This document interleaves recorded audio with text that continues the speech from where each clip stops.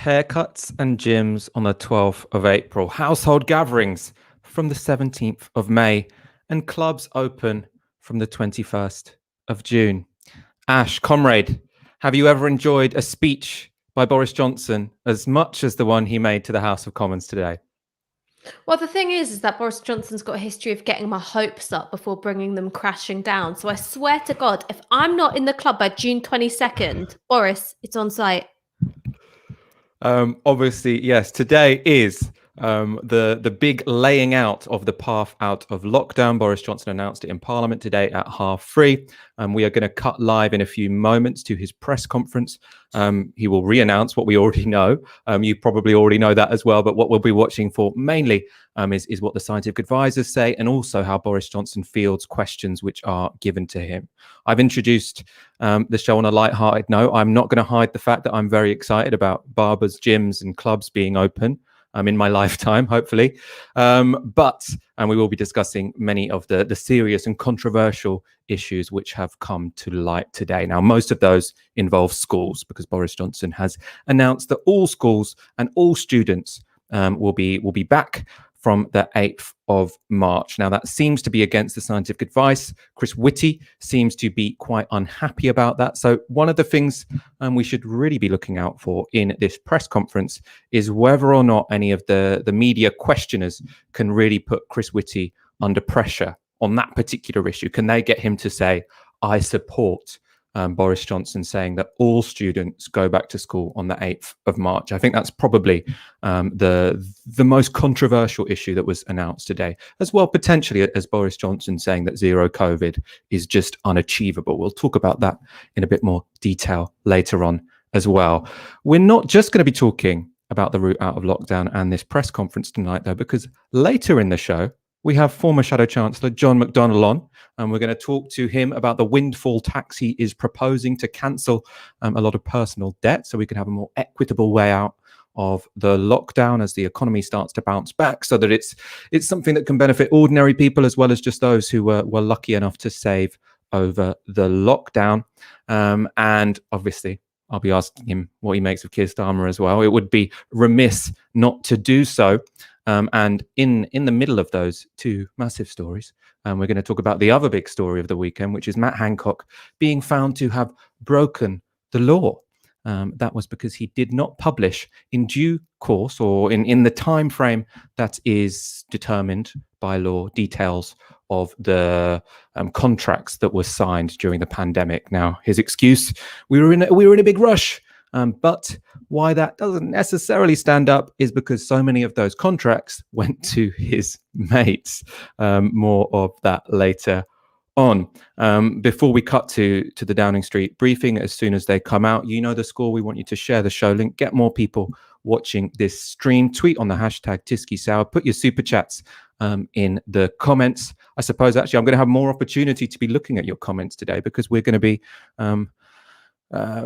the press conference is going to be taking the lead for a while. I can sit back for probably the first 20 minutes or so of this show. We'll be giving you some commentary throughout, but obviously we'll be focusing on listening to what they have to say, and especially, as I say, especially what the scientific advisors have to say. I think Ash was having some slight problems with her camera.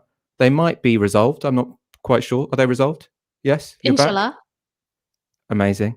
What are you most looking out for in this press conference, Ash?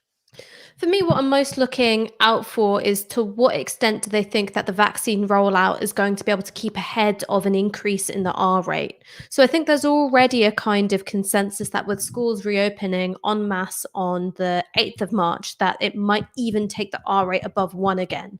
So what's their expectation of keeping ahead of that really with the vaccine only? I'm with you in this kind of middle ground between, a slow and cautious unlocking and perhaps even looking towards zero COVID. I'm not fully convinced either way. But what worries me about this government is that the vaccine is very much seen as the silver bullet and the only thing in its arsenal. I'm not hearing very much about how they're going to make schools safer than they did last time, what they're doing about ventilation, what they're doing about space, what they're doing about social distancing. Similarly, when you're thinking about reopening hospitality, the mantra of COVID secure became kind of an element of a false sense of security. So how is this unlocking going to be safer than the last one? I don't think that the only alternative to unlocking is staying locked down. I think that there's a range of means at the government's disposal. But what worries me is that you don't hear so much about that. All you hear about is the vaccine.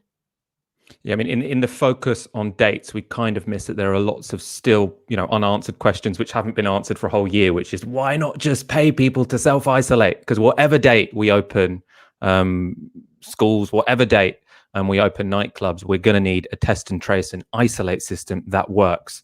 And that means making sure that people can survive, can financially support themselves when they're not going into work. I think we're going to bring on the screen any moment now. But apparently no Johnson yet. We know who you're all waiting for, the Prime Minister, Ash. I mean, you look like you're about to say something. I did, because I had a thought. And it wasn't just, what you're going to wear to the club, babes.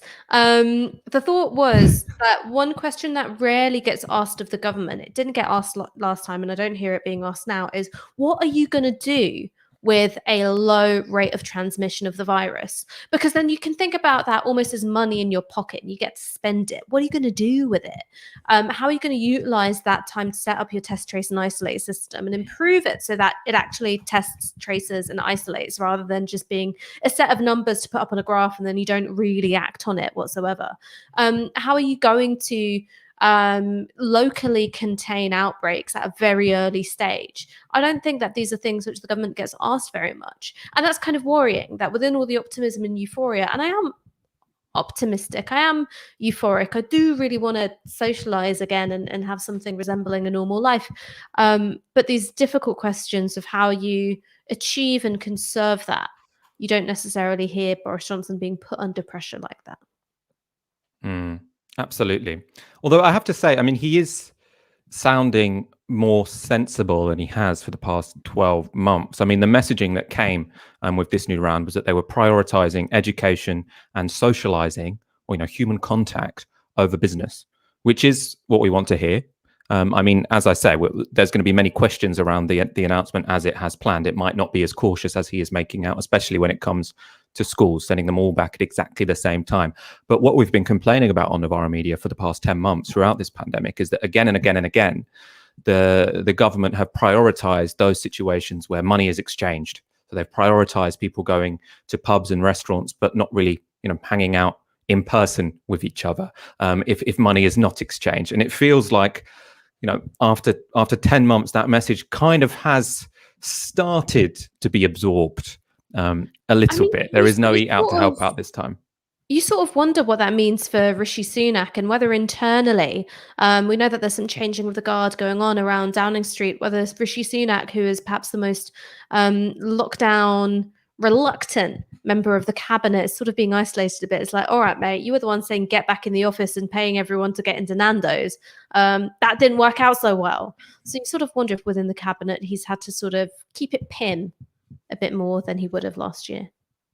Yeah, I think that moment, that there was a period during this pandemic where Labour basically decided we need to start attacking Rishi Sunak because, everyone hates Boris Johnson anyway. It's going to be Sunak. He's our new target. And I think that's completely changed.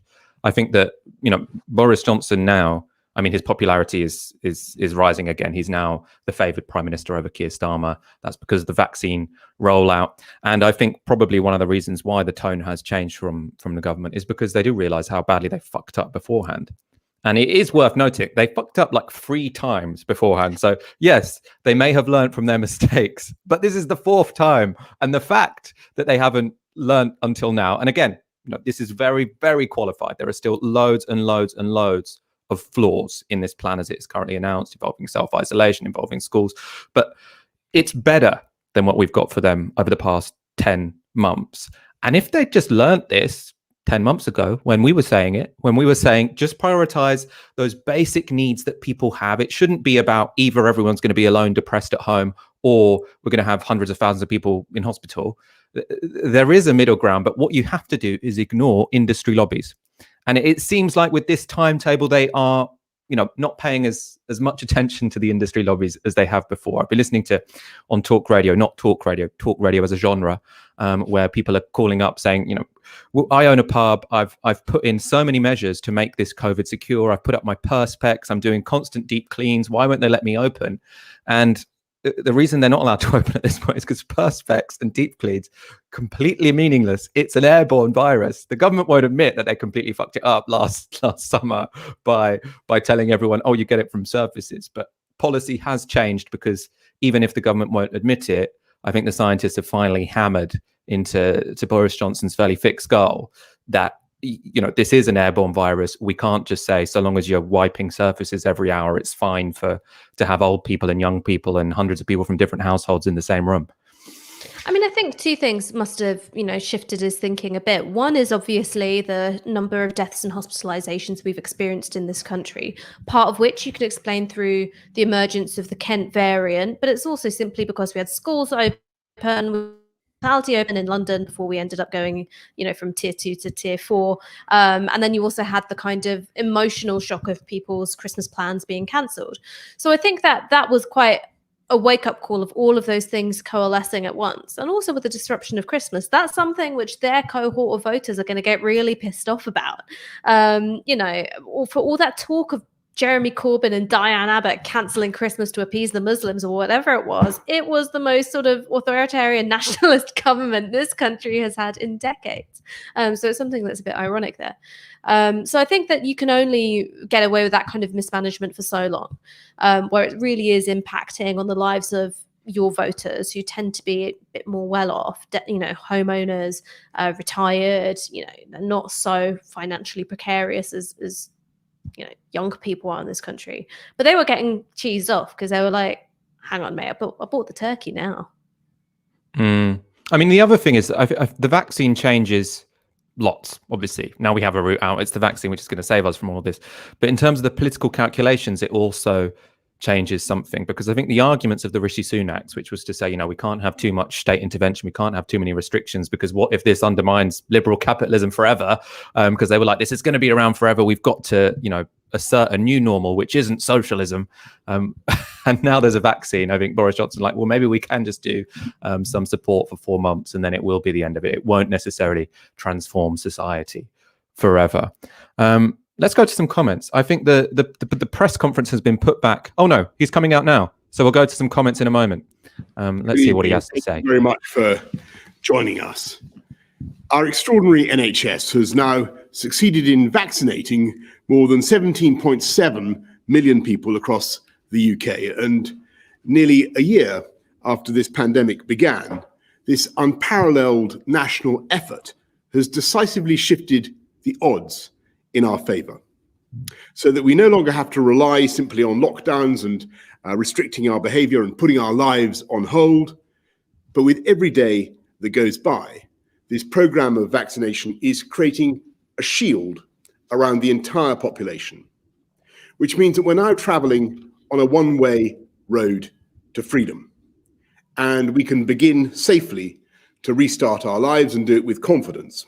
And I want to be frank about exactly what that means and the trade-offs involved.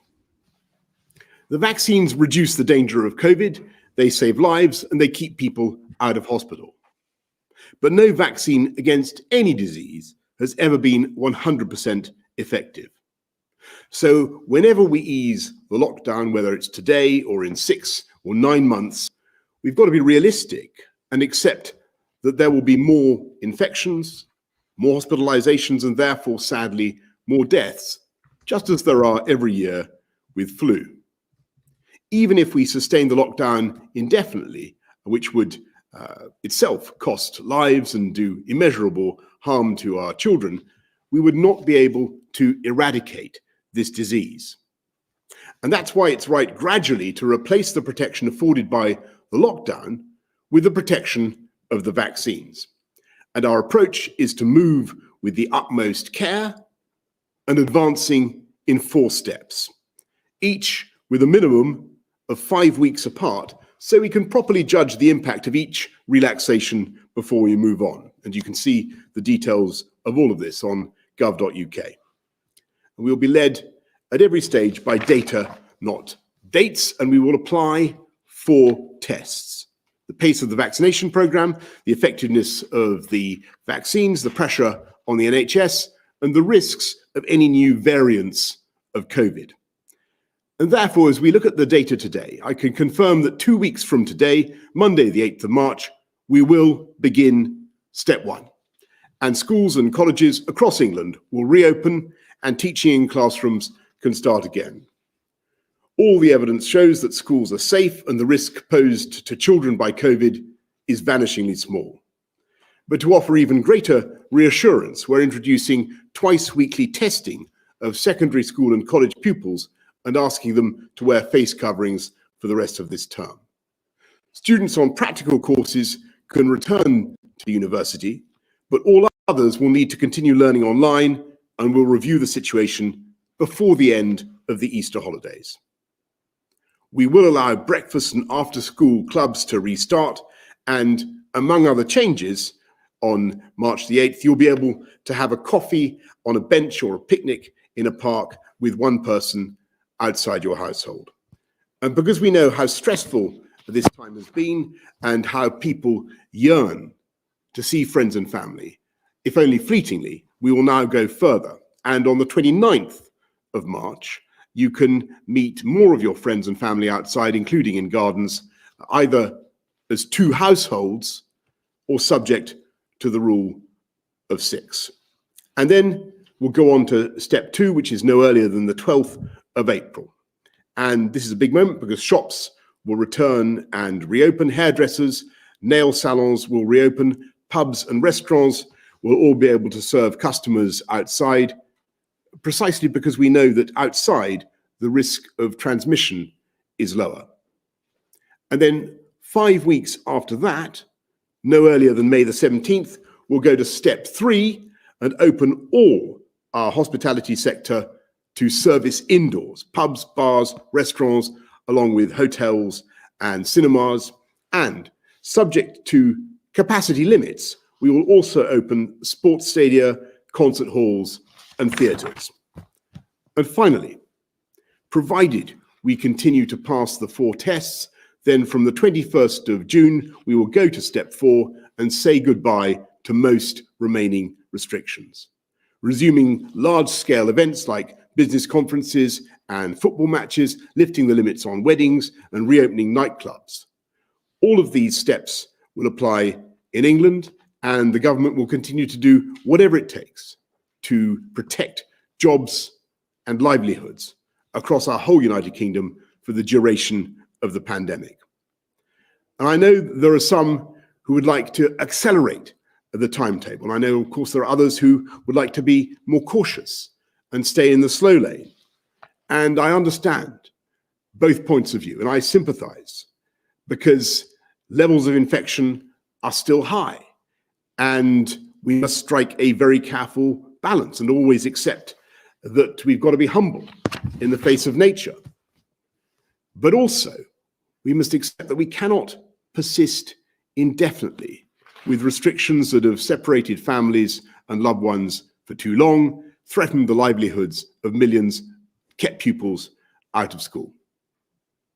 It's thanks to the rollout of these vaccinations, many of them pioneered in this country, that the balance of that judgment is now changing in our favor. And thanks to the vaccinations, that there is light ahead, leading us to a spring and a summer, which I think will be seasons of hope, looking and feeling incomparably better for us all, and from which we will not go back. Thank you very much. I'm now going to ask Chris to do the slides. Thank you, Prime Minister. First slide, please. This slide, which is familiar, I think, to anyone who's watched these press conferences, shows the number of people testing positive for COVID-19 in the UK. And as you can see, there are essentially 2 things to take away from this. The first of which is that the number testing positive has fallen and is continuing to fall. But the second is that the rates are still very high at over 11,000 cases on a 7-day average rolling basis. Next slide, please.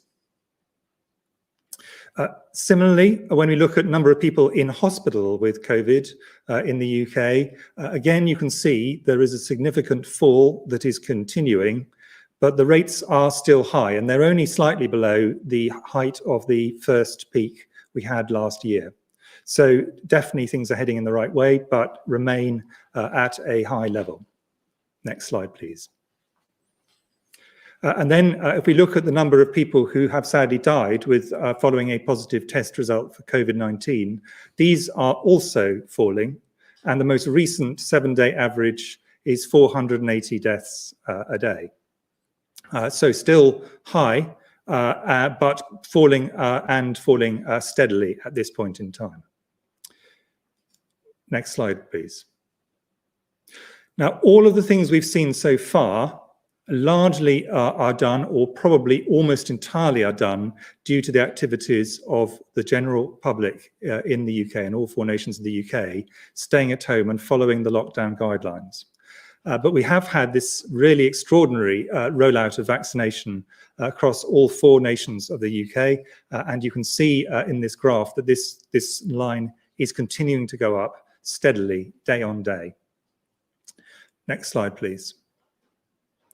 So I just wanted to talk a little bit about what we would expect the impact of this to be. And the Prime Minister has also asked me to talk a bit about the results of 3 studies that were released today from England and from Scotland. So the first thing in this slide to say is that the great majority, well over 90%, nearer 99% of those who sadly die of COVID are in the groups, the JCVI, Joint Committee on Vaccination and Immunisation groups, 1 to 9. And they're in the dark blue, and this is a study of people in hospitals in the UK. And the largest group of those, 86%, are people who are in groups 1 to 4. These are people who are over the age of 70. And at this stage, we have vaccinated the great majority of people in those groups, including in care and nursing homes, who wish to be vaccinated, a very, very high proportion. So we anticipate that if the vaccines are effective, we would anticipate the death rate will now start to fall, not just because of people staying home and obeying the lockdown guidance and instructions, which people are to an extraordinary degree, but also because of the effects of vaccination, because people have now had these vaccines. We're now on the middle bar, which is people in groups ages 50 to 69, already going very rapidly through those over the age of 65, and people who have significant health problems who are under 65, but who we want to accelerate the period by which they're vaccinated. So they too are being vaccinated early on. So this will lead to a significant further reduction in the risks of people dying. And this also includes a significant number of people who are then hospitalized, who are not in the first 4 groups. But there are people who get severe disease and are hospitalized under the age of 50. And it's important to understand that we must not leave them behind in vaccination because there are still severe cases in people who otherwise have no other health problems, as well as people who've got predictable health problems in hospitals across the UK under the age of 50. Next slide, please. So my final slide is just to make that point in a different way. And these are data looking at the proportion of people admitted to hospital with COVID-19 by age here in England. And what you can see is people over the age of 65, the great majority of whom have now been vaccinated, make up 58% of those people. But people under 65 make up a very substantial 42%. So there's a lot of people who would, if they got COVID, might go on to develop severe disease and go into hospital, still unvaccinated. And we have quite a way to go in all 4 nations of the UK, but making very fast progress. Now, how effective are these vaccines? And that's a question which we said we think they're effective. Trials are very good to date. What was released today, both in England and in Scotland, were 3 studies which tried to address this problem. And this is what the Prime Minister asked me to try to lay out. The first of them is a study done called the Siren study, that was done in people who are healthcare workers, so young adults under the age of 65. And what that showed is that at 21 days, there was a 72% reduction of the effectiveness of the vaccine, but the vaccine led to a 72% reduction in the number of people who developed an infection, even a mild infection, at 21 days after just one dose of the vaccine. And this increased further to 86% if they had a second dose. So that's extremely good protection just from mild infection. Now, obviously, you have to have mild infection to go on to get severe disease. And then the second study, which is an important additional piece of information from Public Health England, showed that you got significant protection also in older people, including people over the age of 80. So over 55 or 55% protection just from getting mild disease at 35 days. But if people got an infection, there was a further reduction of around 50% in them having severe disease and therefore going into hospital. So if you put them together, you obviously won't get into hospital if you don't get disease at all. And then you have a further 50% reduction. So we are confident from these data that the effectiveness of this vaccine in older people in reducing hospitalizations is greater than 75%. The exact number will change as the data comes in, but we are confident that this is going to be the case.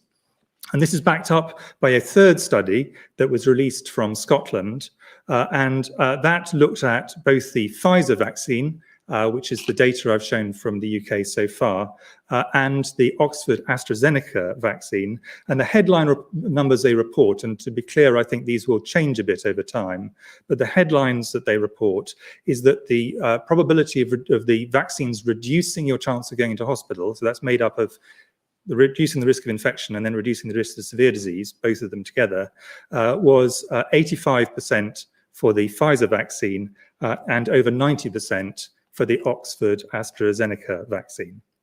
And that vaccine effectiveness remained in those who were 80 years old. So this tells us three things. The first one is these vaccines, both the vaccines being used in the UK, provide a very substantial level of protection from the first dose. And in fact, the great majority of the protection is from the first dose.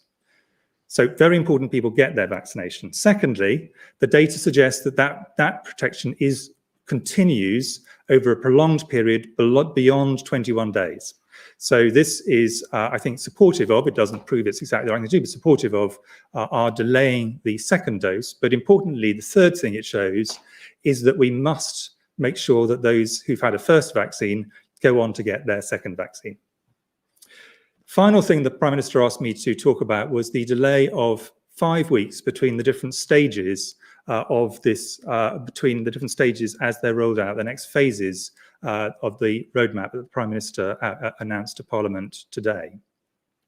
And the reason for that is that inevitably, for each one of these steps, we are taking a risk, which is an accepted risk. There is a risk to this, and everybody in the country, I'm sure, understands this.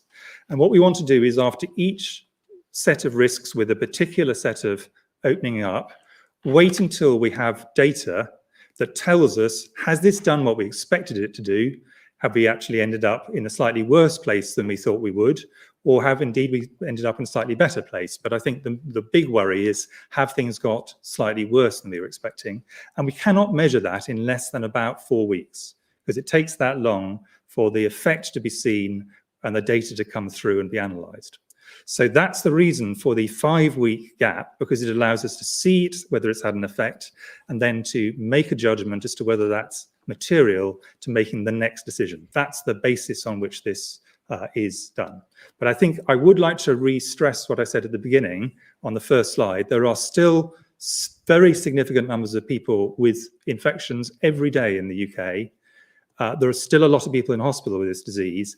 This is not the end, but this is the point where we can have a steady, risk-based, data-driven opening up. But everybody must stick to the guidelines as they go through the different stages, because if we don't do that, then we will get to a stage where the rates go up very high, and you'll find there are people who are not protected by the vaccination. These are not 100% effective, as the Prime Minister said. Thank you very much. Thanks very much, Chris. Patrick, anything to No, to I add? completely agree with that. And the caution of going every 5 weeks is very important, because we need to measure so that we're not flying blind on this. We need to know what the impact of the opening up steps are. Thanks very much. Let's go to David from Cardiff. The vaccine rollout is going really well, but people will soon start to require their second dose of the vaccine. What is the government's plan for incorporating these second doses into the vaccine rollout?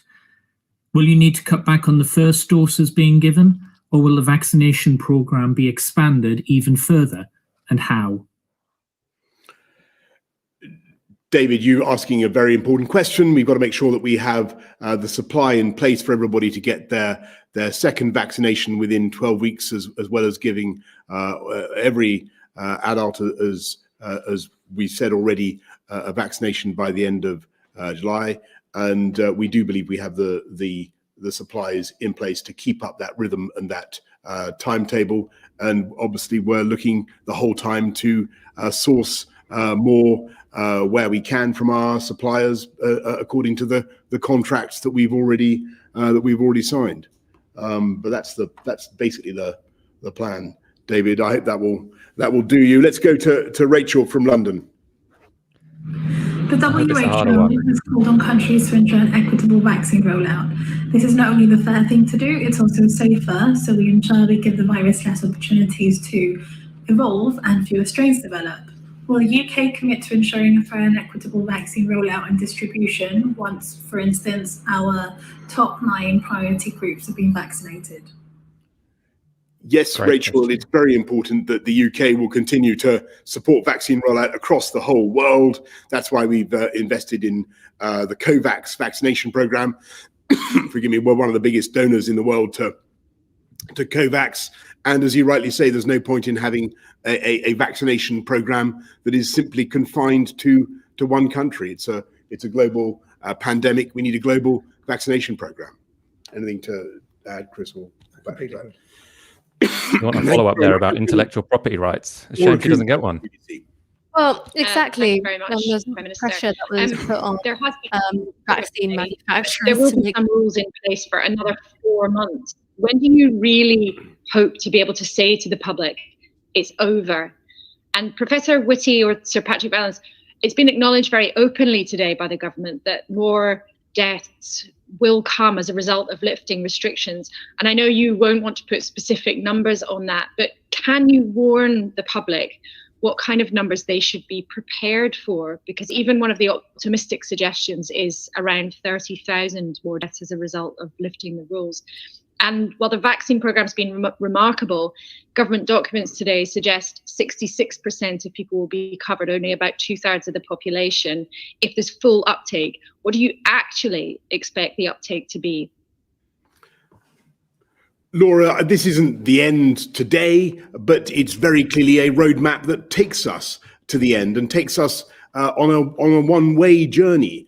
We very much hope, if we can stick to it, if the data continues to support the decisions we take at the pace that we want to take them. So you ask when? Well, you've got the key dates: April the 12th, May the 17th, then June the 21st for everything, and to be open again, and for things that we couldn't do last year, like nightclubs and all the rest of it, theatres, to be back up and running again. But we will be guided by the data and by the progress that we make, and that's why it is important also to be cautious and to recognise that I think people would rather see a certainty about these dates, as much certainty as we can give, than haste. And I hope they do answer the second trade-off question. always. So was it On the numbers, and I've been very careful never to put forward numbers if I can possibly avoid into the public domain, because I just don't think it's helpful or in fact meaningful. But I think just thinking about it in relative terms, every year in the UK, as in every other country, you get substantial numbers of people dying from respiratory infections. Flu is the one everyone thinks about. An average year might be about 9,000 people a year. Bad years are significantly more than that. But you also have pneumonias, you had adenoviruses. There are a lot of other respiratory infections. And this, I'm afraid, for the foreseeable future, coronavirus is going to be added to that list of things that those who are vulnerable, even despite vaccination, can be at risk of. We vaccinate against flu, we vaccinate against pneumococcal pneumonia, and still there are cases and there are deaths. And I think people need to see it in that way, not to see it separate from others, but to see it as this is something where the vaccination will take the rates right down, but they will not get rid of this. And this is something we have to see for the long term. And in my view, is likely to be a problem in particular in the winter for the next few winters. Then let's see how we go.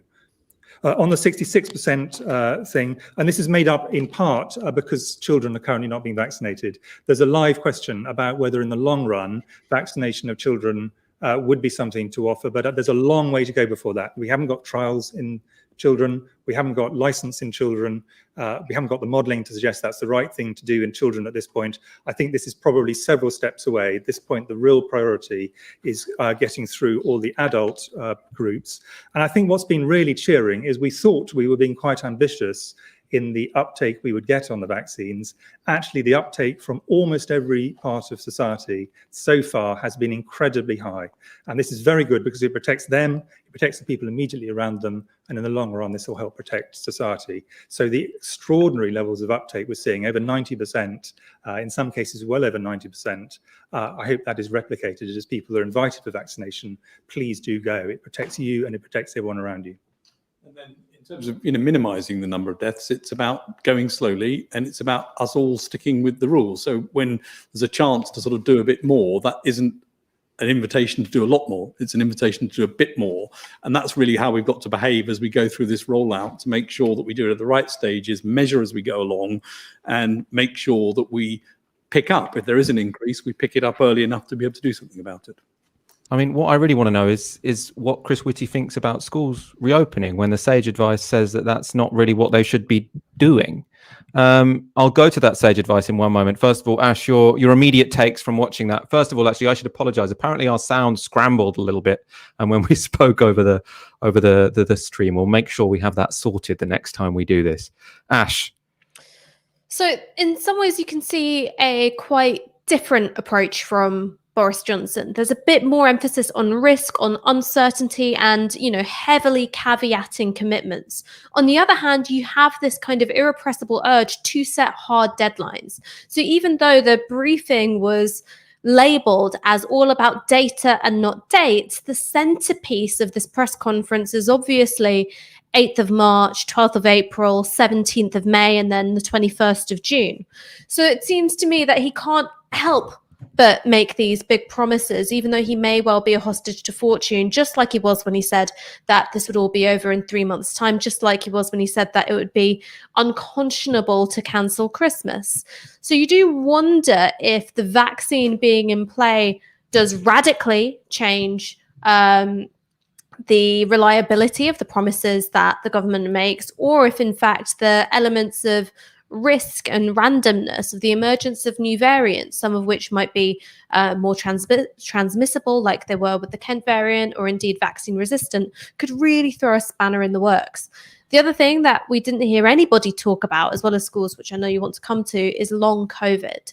So even though you can have a lower risk of hospitalizations and deaths because you vaccinated the elderly and the clinically vulnerable, it doesn't mean that you have a kind of scot-free population who can be happily infected with coronavirus.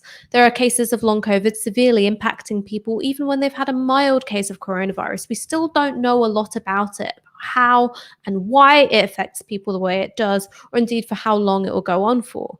So there is a possibility of having some quite extreme long-term and debilitating conditions as a result of being infected with coronavirus, even if you are young, even if you don't have underlying conditions. And I don't really see anybody raising that as an issue, because I do think that long COVID should be informing not only the pace of when we unlock, but how we unlock, what are the kind of measures in place in public spaces. And it's not something you really see put to Boris Johnson or indeed Chris Whitty and Patrick Vallance all that often. Let's talk about schools, because I do think that is the most controversial announcement today, which was unfortunately not really mentioned very much in that press conference. And what's controversial about it is that they're not that schools are opening, because I think everyone was expecting for schools to open to some degree from the 8th of March, but the fact that they're all opening and all at once. So every student is expected to go back into school in person on the 8th of March. It's opposed by the teaching unions. It's also opposed by all the head teachers unions. So across the board, when it comes to educators, that's not always the case. Often when you have disputes over pay or pensions, you end up having the NEU against the head teachers unions. Now they're all, absolutely on the same page. And they are backed up by SAGE. So today we had SAGE minutes released from a meeting on the 11th of February. I think we can get up graphic 5, Fox, which is what SAGE said about schools. So they said there are a number of uncertainties in the modelling, including the potential network implications of reopening schools. A phased reopening would allow the effects to be assessed, which would be particularly valuable if schools were one of the first things to reopen, as there will be more uncertainties in the emerging stages of releasing measures, e.g. around the impact of vaccines. Now, that's a really important point, because basically, and this is, to be fair to the government, this seems to be in most of their plan. In most of their plan, the idea is we loosen this bit and then we wait a bit and we see what happens, and then we loosen that bit and we wait a bit. And that's what you kept hearing Patrick Vallance and Chris Whitty sort of really reiterate, that, basically I kind of read it and I'm saying the argument we've won is that you have to wait 5 weeks before one loosening of restrictions before the next, so we can see what's going on. If something's getting out of control, if a variant is emerging, we can then put the brakes on. But for some reason, that logic hasn't been applied to schools.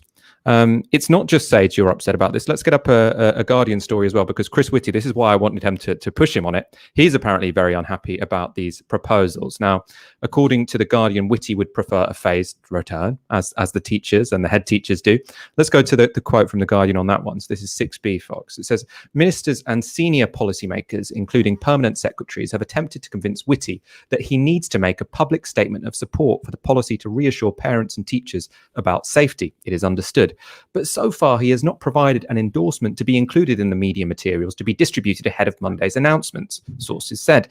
Instead, Whitty has offered support described as lukewarm and is expected to say it is down to politicians to make the final call on the timing of school reopenings. We didn't even hear that sort of lukewarm endorsement today. Although we did hear, and this is quite significant, he did seem to endorse a strategy which doesn't mind if R goes a little bit above 1. It's important that a little bit is very important, because in a way we've had this dichotomy where what matters is if you go above 1 or below 1. And before we had vaccines, that was absolutely right. The only way to have an epidemic shrink is for R to be below 1.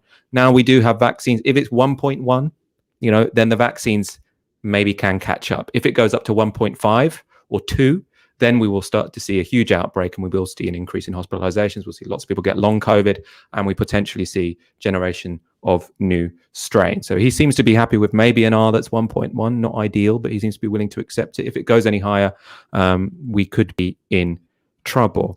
Let's go to this letter from the education union. So as I say, this is all of them: the Association of School and College Leaders, GMB, the National Association of Head Teachers, NASWT or NASUWT, the National Education Union, the National Governance Association. Everyone has signed this letter, and it says, we urge the Prime Minister to commit to 8th of March only if the scientific evidence is absolutely clear that this is safe, and at that point go no further than a phased return of children and young people with sufficient time to assess the impact before moving to the next phase.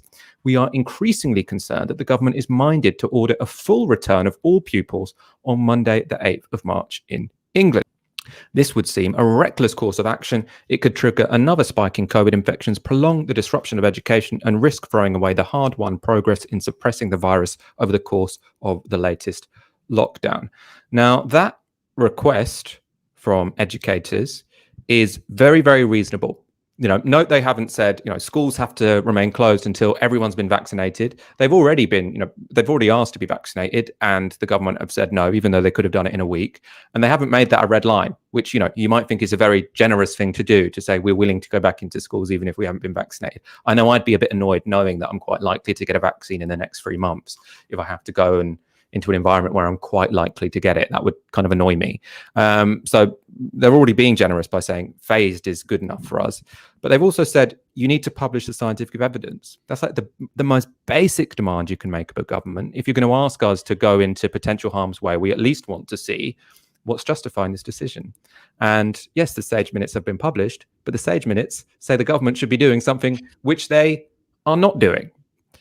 Now, what I expect is that the government are going to try and square this circle by saying, yes, Sage wanted us to do a phased return, but they didn't take into account that we are going to introduce these extra measures. And the extra measures are, and there's going to be twice weekly testing with lateral flow tests. So they're not the most accurate tests, but to be honest, if you test people twice a week and you test their households, you are quite likely to pick up infectious people. So that could have an effect on R, as long as it's used in the right way. If they say, so long as you've tested negative on a lateral flow test, you can come into school, even if you've been in contact with someone with COVID, even if you had some symptoms yesterday, then that will be terrible. But if they use them in a sensible way, that could potentially reduce R. And they're also saying there will be face coverings in classrooms in secondary schools and sixth forms, which is welcome, should have been announced earlier, but there we go. But whatever you think of these policies, none of them change the fact that it's only really safe to do things in a phased way. If you send back primary school kids in 2 years from secondary school with all of these extra measures, and you discover that with these extra measures actually there isn't much of a risk, then yes, that's when you bring in the extra years. But the fact that they've said we're going to do it all at once, and then constantly said the only thing stopping us is the unions, and whenever Keir Starmer speaks about it, they say you're in the pockets of the unions. It seems to me almost like an active provocation of educators, which is, I was going to say worrying, but it's nasty. Ash, what's your take on this? I think what it is about the school kids issue is that there's still a great deal of denial right at the top of government and the conservative and in the conservative benches about the extent to which schools are a vector of infection. And it's because they spent so long denying in the face of the evidence that schools being open as, poses a risk, not really because of the risk posed to children, although of course with children with underlying health conditions and those who live with vulnerable and elderly adults, there is a risk. It's simply because when you were going into the January lockdown, the majority of new cases were coming from secondary school aged people who then brought the virus back into their household and infected the people that they live with.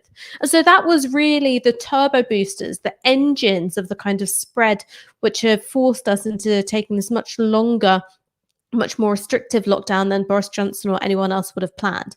And unfortunately, that vein of denial, I think, still is quite strong within the Conservative Party. The other thing is that they don't want to look as though they've kowtowed to the unions, because that would mean acknowledging the fact that unions are a legitimate part of civil society and they're not the enemy within, which is another thing which the Tory party really can't countenance doing. As you've said, the offer of a compromise on phased return to schools is actually a very gracious one on the part of the education unions. And it also reflects the fact that far from being selfish and only interested in self-preservation, one of the things that the unions are trying to do is look out for society at large. The reason why they're making an argument for a phased return isn't primarily about the welfare or safety of trade union members. It's about the way in which schools act as a vector of transmission and can endanger all of us.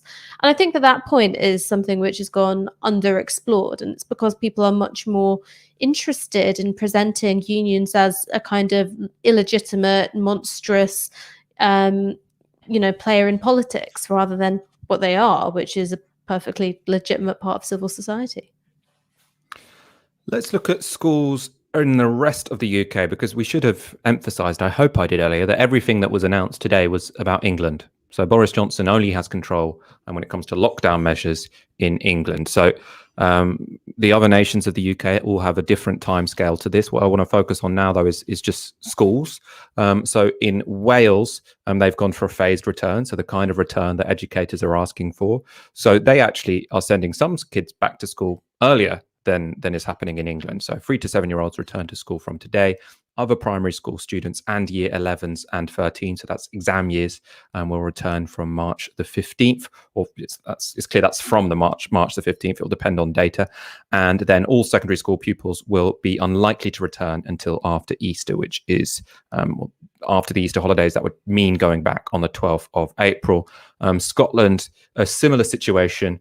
All we know for sure in Scotland is that the youngest students have gone back today, and that the health minister hasn't yet announced what the schedule will be for everyone else, but he has made it clear that it won't be the same as in England, where all students are going back on the 8th of March. He said he wouldn't have the clinical advice, wouldn't allow him to do that, which is a bit of a dig, I think, really, at the English government, who, it does seem to be just obnoxiously, actually, I think obnoxiously sort of overbearing to say everyone's got to go back at once. It's either 0 or 100%.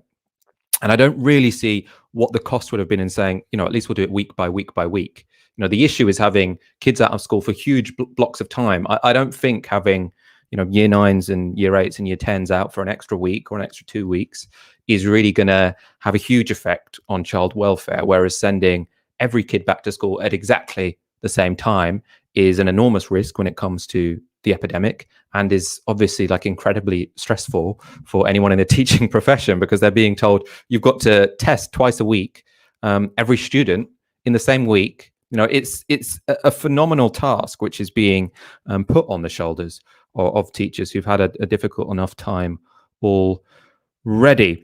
I'm not going to go through all of the vaccine data because it was actually spoken about at quite great length by Chris Whitty, so I don't want to repeat what he said. Obviously, he understands it better than I do anyway, so you've heard it from the horse's mouth. But the good news essentially is that in the real world, the vaccines are working very well. So Public Health Scotland found that Pfizer and AstraZeneca jabs reduced hospitalisation rates by 85% and 94% respectively. There's the difference there is within the margin of error. Basically, both very good vaccines, both massively reduce hospitalizations.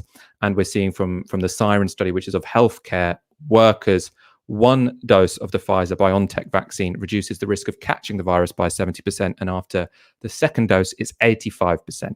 And we're seeing similar results out of Israel, which is basically they're all taking the Pfizer vaccine. They haven't got the AstraZeneca one. But what that's showing is that it seems to be 89% effective at preventing infection.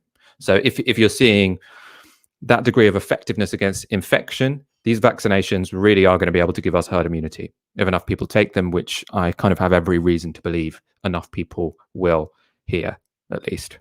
So that's super, super positive. Obviously, my main conclusion from hearing all of that is we need to flood the world with vaccines, and especially these mRNA vaccines, which is the Pfizer, the Moderna, and we'll be having a few more come out because they seem to be particularly effective against both the variant that's predominant now and also the variant which was first identified in South Africa, but a similar variant's been identified in Manaus in Brazil, and a similar one now in Bristol. So the it's very difficult to say, mRNA vaccines do seem to be exceptional. Even though whatever vaccine I got offered tomorrow, I would get up in the middle of the night to go get any of these vaccines jabbed in my arms. To be honest, even the untested ones seem better than nothing. Ash, what do you? The news on the vaccines is great. It does seem, in a way, we can go back to normal, can't we? Not immediately, obviously, because not everyone's been vaccinated. But if you've got a vaccine which is 90% effective against even transmitting the virus, then this is looking really good. This is looking better than anyone could have imagined, sort of a year ago. So this is where the global context becomes really, really important, because once we have enough vaccine uptake amongst the population that we're looking at a death rate which is sort of comparable with seasonal flu, then what's going on elsewhere really, really matters, because we're going to have one, genomic testing being widespread enough so that you can keep an eye on new variants emerging where you might need a new kind of vaccine distributed in other countries again. So that would be one element of it. And then the second bit would, of course, be the more you have the virus spreading in different countries, the more likely the possibility, sorry, my words aren't working today, the more likely the possibility of there being a variant which could be vaccine resistant, which then does have an impact on us and other countries as well. So this is where vaccine nationalism, the idea that protecting ourselves happens because we hoard and restrict the vaccine's availability to other countries, becomes really, really counterproductive. So I think that once we see a decent enough uptake in this country, that's when there really is going to have to be a push for richer countries, the UK, European countries, America, distributing vaccines which are only restricted from poorer countries because of IP laws. So that's the sort of caveat to back to normal, which is that, yeah, foreign travel is still probably going to be, there are going to be restrictions, there are going to be limitations, unless or until you have enough vaccine distribution across the world, and in particularly in the global south. Let's go to another related story. Related because it's about coronavirus and it's about this crooked Tory government. Unrelated because it's not about this unlocking process. It's a story which, I mean, emerged on Friday but blew up over the weekend in terms of its political implications. First, let's go to a couple of comments. Michael Deary with a tenner. Not to be a negative Nelly, but I can't get hopeful after Johnson has constantly overpromised and underdelivered. It's akin to hiring Mourinho after he was fired from his last 2 jobs in humiliation. That was an uncalled for Mourinho reference. All of us are going through a difficult time right now. It's a lockdown, it's a pandemic. And unlike other people, I have to suffer the humiliation of watching my team get spanked time and again because we insist on playing Eric Dyer for reasons unknown. So that was an entirely gratuitous and unwelcome Mourinho reference. And I would thank you not to raise that in the comments again. All right, Michael Deary, you can have your tenner back, apparently. No, we'll keep the tenner. I didn't take offence at the question, so I agree. It is difficult to get hopeful when Boris Johnson's announcing anything, but I do have to say, this plan, other than the schools thing, does seem more scientifically led than the plans they had in autumn and winter. It doesn't seem like they are in this sort of death drive, which they were in December. Now it seems like, unfortunately, it took 120,000 deaths for them to learn from their mistakes, but it seems like they have learned from some of them. Rajia D with a $5. I am so conflicted. I don't think that school should open, but can't wait until they do because my nephews are driving me completely crazy. I think that is probably a much shared sentiment today. Lots of people who are really concerned about schools going back, but at the same time, there are a lot of disadvantages to them being closed. Let's put it like that. And Mikalakis, I love the name, but I do struggle with the second one. Mikalis Mikaliolilokas with £40. Sorry, I completely brutalized that. I am listening to you live again for the second time, hence I'll send another super chat to support your effort. Really, did you got it? Sorry, did I think so. Go on, Ash. I would pronounce this. I don't know if it's Michaelis or Michaelis. I would go with Michaelis. Oh, I messed it up. I can't do both in a row. I can only do the surname on its own. Right. Mr. Really different. Really different than listening to the next day. You practice that in your own time. We'll come back to it. Really different than listening the next day. Please note that the Greek government is leaving an inmate in hunger strike to die. Wow, I didn't know that. I'll have to look up why that is happening. I won't try again. I'll practice after the show. Let's go to our next story. Matt Hancock has been found to have acted unlawfully by Britain's High Court for not publishing contracts signed during the coronavirus pandemic. A judge said the Health Secretary had breached his legal obligation by not releasing details within 30 days after each contract was signed. We can go to a quote from the judge in question. So this is graphic 15B, Fox. It's what Mr. Justice Chamberlain had to say. He said, "There is now no dispute that in a substantial number of cases, the Secretary of State breached his legal obligation to publish contract award notices within 30 days of the award of contracts. There is also no dispute that the Secretary of State failed to publish redacted contracts in accordance with the transparency policy. The public were entitled to see who this money was going to, what it was being spent on, and how the relevant contracts were being awarded." So very clear there from the judge saying he didn't comply with the law, and also it matters. The public were entitled to see who this money was going to, what it was being spent on, and how the contracts were awarded. And Matt Hancock, it seems, was hiding those. We'll discuss this in a moment. Let's first see how Matt Hancock responded to the ruling on the Andrew Marr show this Sunday. So you have nothing to apologise for at all, despite losing a case and being legally in breach of the law? Look, people can make up their own view about whether I should have told my team to stop buying PPE and spend the time bringing forward those transparency returns by just over a fortnight, or whether I was right to buy the PPE and get it to the front line. You tell me that that's wrong. You can't. And the reason you can't is because it was the right thing to do. And all legal cases about timings of transparency returns are completely second order compared to saving lives. And there is no health secretary in history who would have taken the view that they needed to take people off the project of buying PPE in order to ensure that 9 months later, the health secretary didn't have a slightly bumpy interview on the Marr programme. Now, that was actually a very persuasive argument put forward by Matt Hancock there. He's saying all the judge found was that we were slightly late when it came to publishing these contracts. We were in the middle of a pandemic. Why would I possibly say you should stop getting PPE to fill in this bureaucracy? That doesn't matter. We were in the middle of a pandemic. Now, it might sound persuasive. There are some problems. So Julian Morm, who led the case, so he was the person who took this to the High Court, he said on the Owen Jones show yesterday that the set of staff responsible for publishing contracts, different people from the set of staff responsible for purchasing PPE. There's also quite a lot of evidence to suggest that the health department and the bosses at the health department, Matt Hancock, etc., were kind of encouraging people not to publish this in good time because they thought it would create bad press. Why might these contracts create bad press? Because lots of them, worth lots of money, went to people who had personal connections to Matt Hancock and other Tory ministers. Now, we've seen countless examples throughout this pandemic. I'm not going to list them all for you right now. We've talked about them on previous shows.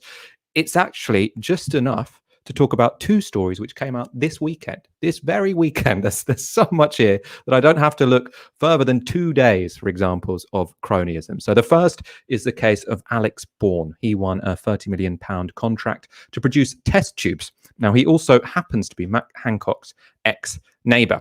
And on Sunday, The Guardian reported Bourne was now under investigation from the Medicines Agency for hygiene breaches. So this is someone who didn't have experience of what he was doing, who got a very lucrative contract to make these test tubes. It's understandable. We were in the middle of a pandemic. We did need people to make test tubes who weren't necessarily used to making test tubes. But the fact it went to an ex-neighbour, all of that money, and then there were problems with it. According to The Guardian, there were serious sort of breaches when it comes to health and safety, because you want to put out a sterile piece of equipment, and apparently those processes weren't being followed. So it raises many questions. Second for you, also came out this weekend, the case of the PR firm Public First. So the firm is run by close associates of Dominic Cummings and was given a £500,000 contract for running focus groups on COVID-19 messaging, which also was conservative messaging, according to a civil servant. Now, this was revealed in the Sunday Times this weekend. So they leaked, or they got hold of emails, maybe freedom of information requests, from senior civil servants commenting on the deal. Now, Catherine Hunt is one of these civil servants. She is head of insight and evaluation in the Cabinet Office. She was asked at the time whether the focus group contract would go out to competitive tender. She replied to a colleague, and I quote, "Ha ha, we're just procuring merrily, and to hell with the consequences." I mean, in a way, you can understand that. You were just procuring merrily. We're in the middle of a pandemic. Why would we bother with the bureaucracy? But then in another exchange, she described the work as Tory party research agency tests Tory party narrative on public money. She's later sort of said that, oh, this was actually just a joke, but you can get a sense of what was going on in that department. Now, there are countless examples like this. They should make it a pretty awkward story for the health secretary, but Keir Starmer has been reluctant to inflict any wounds on Matt Hancock. Here he is speaking to Sky's Sophie Ridge. Matt Hancock has been found to have acted unlawfully over not publishing these COVID contracts. Should he resign? I don't want to call for him to resign. I do think he's wrong about the contracts. There's been a lot of problems with the contracts on transparency, on who the contracts have gone to, and there's been a lot of wasted money. And I think that is a real cause for concern. But at the moment, at this stage of the pandemic, I want all government ministers working really hard to get us through this, because, you know, whatever political differences, what the public know is this needs to succeed. The vaccine rolled out needs to succeed. And I think in those circumstances, what I'd say to Matt Hancock is you need to, go further on the vaccine, go faster on the vaccine. You need to have a roadmap on Monday from the Prime Minister. But I think at this stage, calling for people to resign is not what the public really wants to see. Ash, I know we've got John McDonnell on in any moment, so I'm going to ask you to be quick, but what do you make of Keir Starmer there? Did he miss a trick by not calling for Matt Hancock to resign? So I think that there's a case to be made from Keir Starmer's perspective is don't call for someone sacking unless you're kind of sure that it's going to happen. In this case, Matt Hancock is reasonably well regarded. His position in cabinet is comfortable. He's not going to go. So I can see that from a position of political strategy. The problem is that he's also completely abdicated the terrain of telling a political story about procurement, about cronyism, and about misuse of public money, which could really stick. And it's that pulling of the punches, which has meant that Keir Starmer's never really taken political opportunities as and when they've arisen. There's also then a problem about the coherence of Labour's story. On the one hand, you've got Rachel Reeves taking quite an assertive line about this misuse of public money, cronyism and such like, saying that it's troubling, saying that, you've got to look at this waste of money. And then ultimately, we're not going to do anything about it. We're not going to demand any consequences. Maybe we'll demand a bit more transparency and that's good enough. It doesn't really make sense internally. So I think that even if you can make a justification for this particular case about not calling for the resignation, I think what it points to isn't necessarily strategic nous on the part of Keir Starmer, but just the fact that he doesn't like picking fights unless he's 100% sure that his focus groups of, 5 Tory voters is going to approve of it. I mean, I pissed off a lot of people on Twitter this weekend because I said I don't actually think Keir Starmer should have called for Matt Hancock to resign. And the reason I say that is because Matt Hancock actually, during this pandemic, has been one of the voices in cabinet who has been calling for tougher restrictions. So before Christmas, when we had a lockdown, which was 3 weeks late, which I think has killed tens of thousands of people, by the way, Matt Hancock and Michael Gove were on the side of let's have a lockdown now. And Gavin Williamson, Rishi Sunak and Boris Johnson were on the other side. So if you take out one of the people who are a bit more sensible on restrictions from the cabinet, then you could swing it into the favour of Gavin Williamson and Rishi Sunak. But so that would be my position. But if I was Keir Starmer, I would explain that. So I would say, look, this is completely outrageous. Yes, it was a pandemic, but you can, by the way, procure things and also publish the details. That's not actually a particularly difficult thing to do. There are departments in the civil service who are trained to do that. This idea that it's just 10 people getting takeaway pizzas and working 10 hours a day and no one got around to filling in the forms isn't particularly consistent, because we know actually that pressure was sort of put on people to say, don't release this now because it's going to be difficult in the press. So there is a strong argument you can make, and Keir Starmer could have made, without calling for him to resign, which is what I would have done. But instead, Keir Starmer says, look, people wouldn't want me to ask for him to resign, so I'm not going to ask him to resign. And the story ends there. So no blows at all. You might as well not turn up to that interview, really. We could talk about this for ages, but I want to bring in John McDonnell. Welcome to the show. Hi. Can I comment on what you've just said? Yes, you can. 100% you can. I'd love you to comment on what we just said. On the same Sophie Ridge programme, I said to her, look, everyone's got to hold this government to account now. MPs, Keir Starmer MPs, media as well. And I said to her, why didn't you just ask him, is it a requirement now? You have to be a donor to the Tory party to get a contract? because that's how far it's got, really. And the reason this is more significant than just the future of Matt Hancock is that this is quite a qualitative change in the way we do business. I've been a politician in local government. I administered a £3 billion budget, so I was awarding contracts. I've been a civil servant in local government administering contracts. And the reason you publish is actually it's about openness and transparency. So it makes sure sunlight prevents corruption, hopefully, yet it still goes on in places. But also, you know, just administratively, sometimes you publish a contract and someone will come forward and identify a hole in the contract, and you learn quickly, and you staunch the flow of the resources going out. And that, I think that's just the basics. And as soon as you start undermining the basics like that, government soon starts unraveling, and it can take a long while to bring it all back. You can unravel the basic principles and standards of government action overnight, but it takes generations then to rebuild that ethos of accountability and, to be honest, honesty as well. And the thing that angered me about Matt Hancock, and this is why I wanted him to go much sooner, is because I struggled to get PPE into my local care homes at the worst peak of the pandemic, and people were dying. And I was phoning around the care homes. I can remember dealing with one manager. They were trying to buy it themselves. That's because they couldn't get enough, and that meant we were losing residents of care homes, but we had large numbers of people who also, unfortunately, who were carers who suffered badly as a result. So I retain that sort of anger within me that I think Hancock should have gone for that failure. And then when they used the contracts, they bought duff stuff that was unusable, you know, and it wasn't just a waste of resources. It was the fact that people were going unprotected in our hospitals and care homes and more widely. So I do think we need to hold the Hancock. And I understand, Mike, your tactical or strategic positioning because of Hancock's position as in terms of a hawk, in terms of restrictions within that cabinet. I understand that. But sometimes, you know, you just have to pin people down for their personal responsibility. You know, in local government, when I was chair of finance, and also when I was a local government chief executive local government association, councillors would be surcharged.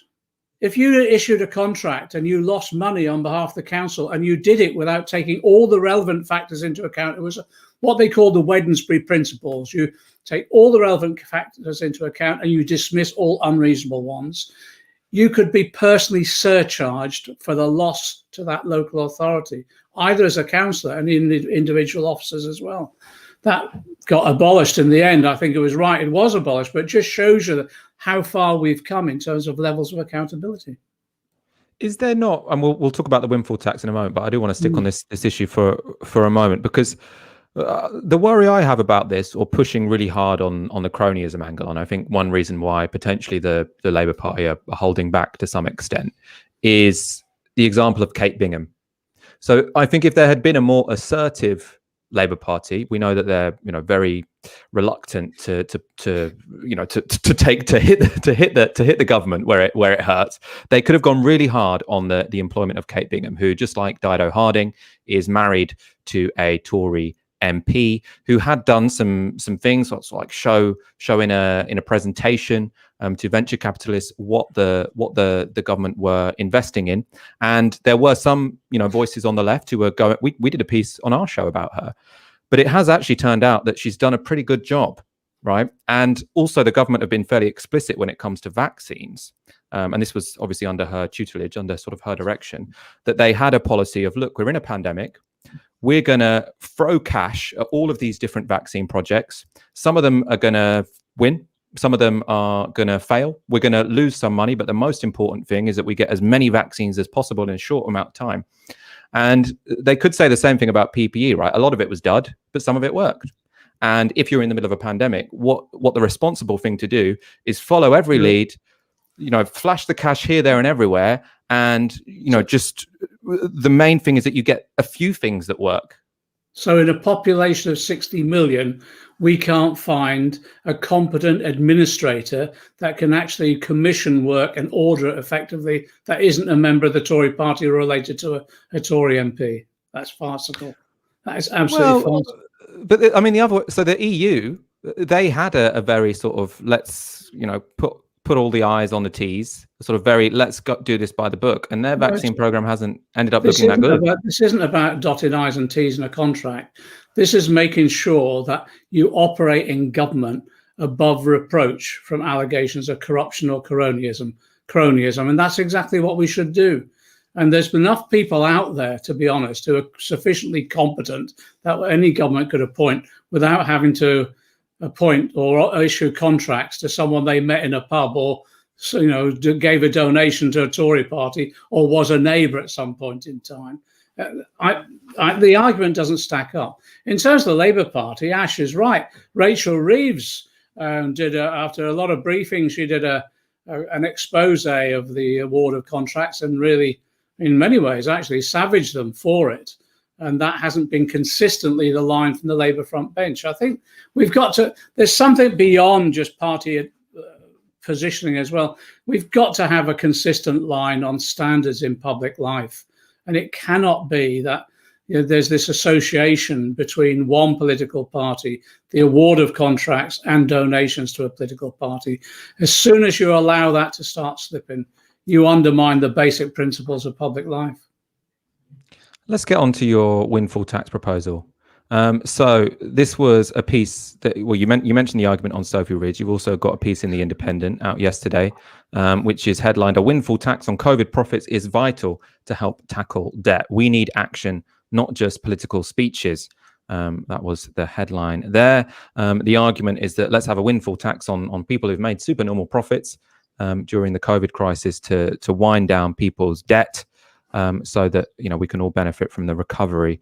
What sort of inspired this, John? Is this also a sort of a criticism of the Labour Party for saying now's not the time for tax rises? No, we've been doing this Claim the Future project for the last 9 or 10 months. I think last April we launched it, and it was looking at what sort of society do we want to construct in the future as we come through the pandemic, but also what are some of the immediate issues we have to address, sometimes prefiguring the society that we want to create. And we had a series of about 20 different panels. They all reported and did individual papers, and they're all up on the Claim the Future website. And I brought them together in a pamphlet just before Christmas. One of the panels was about debt, and we brought together policy experts like John Montgomery, an absolutely brilliant academic who's published a book recently on debt and how to address it. Astra Taylor from the Debt Collective in America. She took over. No, she worked alongside the late David Graeber, tragically, on this issue of debt. Set up the Debt Collective to campaign to eradicate debt and do debt in the US. We had representatives of a whole range of organisations, Renters Union, because of the eviction threat and rent debt. Citizens Advice Bureau, again, because they'd done the analysis of debt. And also we had conversations with a group called Step Change. So we brought them all together. They published a paper last November, and it set out the scale of debt that people were confronted with after 10 years of austerity, but also the COVID related debt. And then we're looking at ideas about how you deal with it. Now, obviously, the key issue is to prevent people getting into debt. So that's about a proper social security system. Social security system actually provides security. So a minimum income guarantee, that sort of idea. Obviously tackling the issue around universal credit at the moment. It also then looked at the areas where people were being ripped off if they went into debt. And that's about interest rates that are being charged for debtors in particular. And it's not just payday loans, it's credit cards and all other aspects of lending. But then also there was a discussion about what happened with the bad debts of the banks in the banking crisis. And if you remember, what happened is that the government came along, the Bank of England took over the bad debts of the banks and then refinanced them in a way in which actually saved the banks.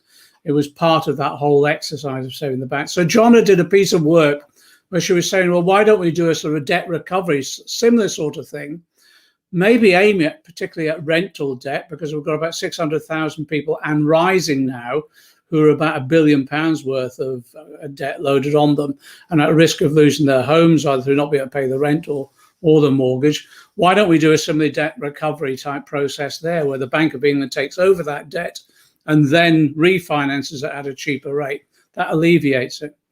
And it's quite a significant issue, and it's growing all the time. And it is as a result of the failures of the government to support people throughout the COVID crisis.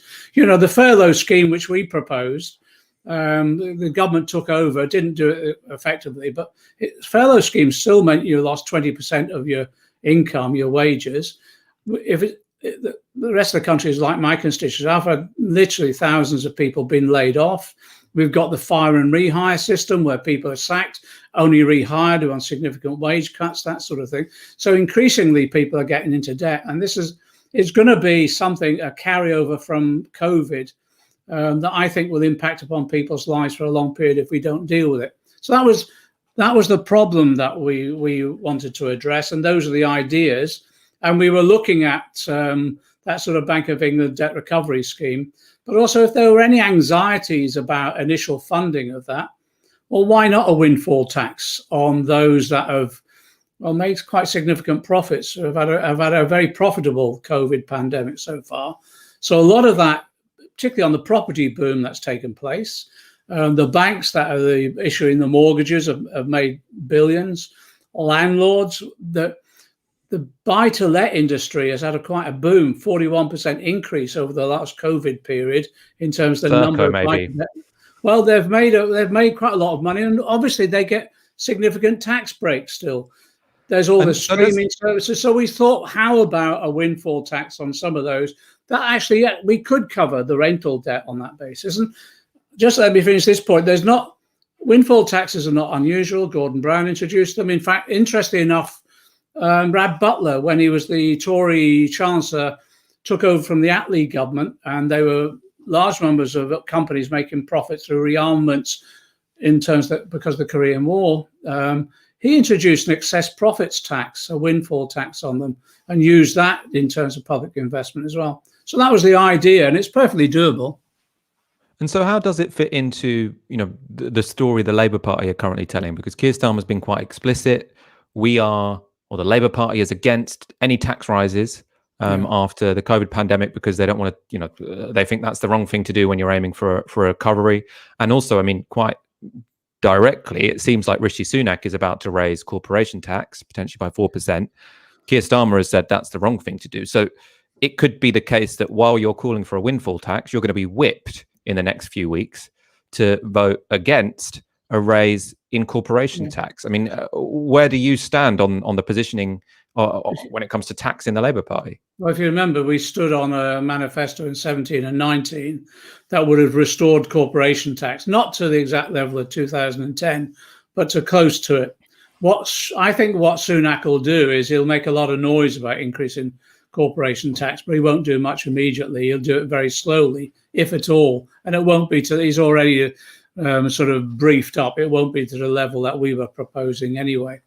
There's some taxes that you don't want to raise when you're in a potential of a recession that we are at the moment. That'll go on. So you don't want to do anything that will stifle demand or anything like that. But there are some taxes that you'd want to introduce that you could then free up resources. So, for example, a windfall tax on the profits of the banks would actually mean, therefore, you'd lift the debt burden off a lot of renters and people who've been falling behind with the mortgage. That would free up their opportunities then to spend, and that would increase demand within the economy. So it's perfectly rational. I think we could win that argument in the Labour Party in the coming months. But we've got to start talking about the policy programme that we need now. One of the points I've been making is that Keir did his speech last week. It was a framing speech. He made reference to the radicalness of the Attlee government that he wants to replicate, which is great. He focused on inequality. That suits me down to the ground. That's great. But what I've been saying is once you've done the framing speech, you need then to start creating that wider description of the society you want to create. And then people will only give you credibility if you then start looking at the policy program that will achieve that objective, that society that you want to create. And I've also said to them is that it's all well and good saying the election's 24, 3 years off or whatever. Not really. The reality is this: the policy program needs to be in place for the next 18 months, because then you're into the general election in reality. And if there's a lesson from 2019, we've discussed this already, there's a lesson from 2019, you need to have a clear narrative, but also you need the policy program that will achieve that narrative, and you need time to bed it in. And the best way of bedding it in actually is not to announce just huge major policies nationally. You need to bed them in at that very local level about what will it mean for your local community, your street, your family, etc. And that takes time. And that was one of our failures in 17 to 19. We never got the narrative out there. I know we were swept away by Brexit largely, but we still never got a countervailing narrative. And the policy program that we then produced might have been exciting, but as everyone said, it just sounded like a list of policy demands rather than something that people had real credibility in as part of achieving a different society. So that's my advice to them. And I'm hoping really now that they loosen up and actually start talking about individual policies now that could, I think, excite people again. What's your understanding of where the situation is with Corbyn at the moment? I mean, I was glad, I obviously wasn't surprised, but I was glad to hear you say that for party unity, it's essential for them to restore the whip to Jeremy Corbyn. I've been trying to get that across to them all the way along, but no one seemed to be listening for a long time. On the day when Jeremy issued his statement that got him landed in, he was didn't just lose the whip that time. I mean, he was suspended from the party.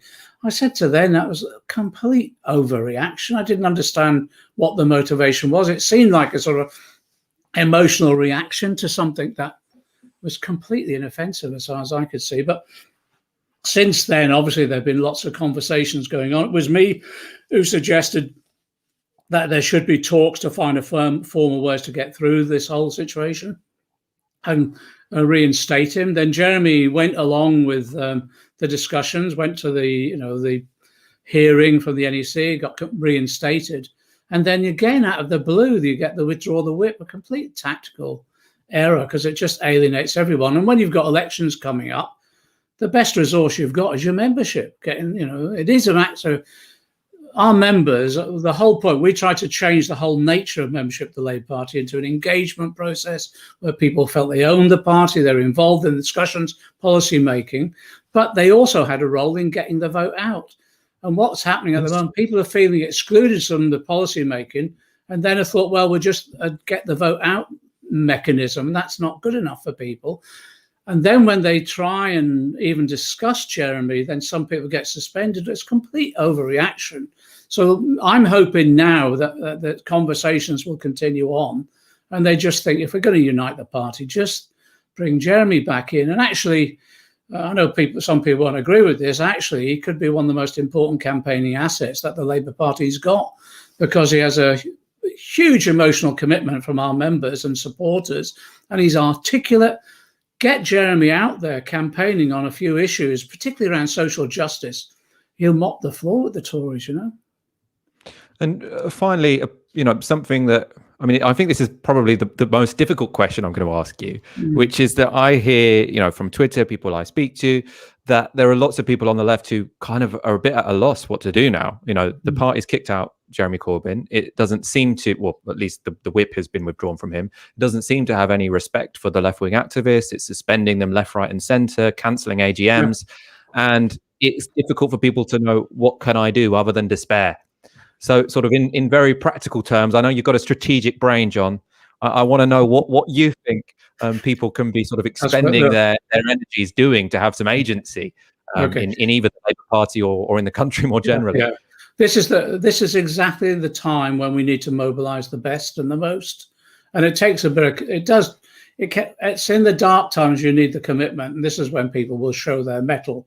And so this is the time to organise.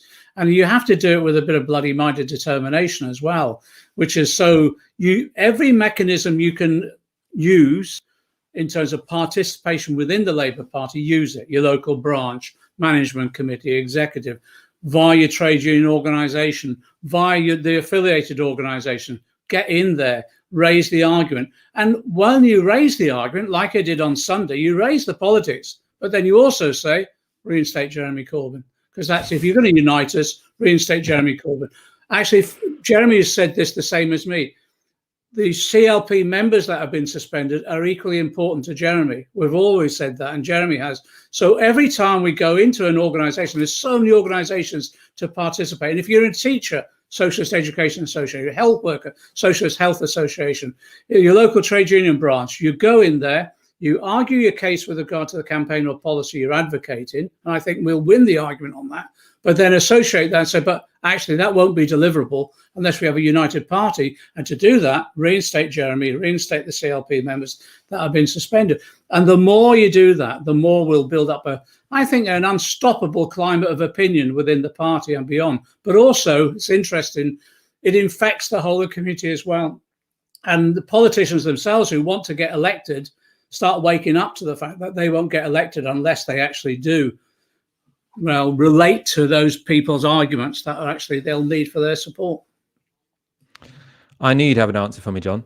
Thank you very much for that. And thank you so much for speaking to us again on Tysky. It's been an absolute pleasure to have you on. Good to see you. All the best. All the best.